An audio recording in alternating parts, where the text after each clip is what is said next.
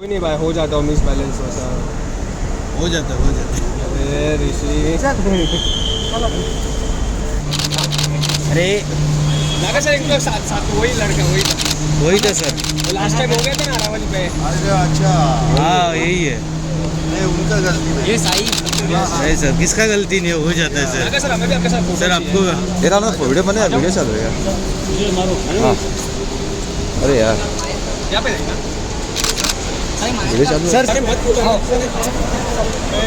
अरे अरे अरे सो स्वीट। सर अरे अरे अरे you are not your fault, हमारा गलती। चलो तो घेतला ना आता फोटो? घेतला ना। अरे अच्छा, ओ फिर तो अच्छा ना हो गया ना, एक मिनट यहाँ से सर, यहाँ से लगेगा लगेगा, तुझे लगेगा लगेगा। Bye sir. Bye sir. Thank you. घूमने भाई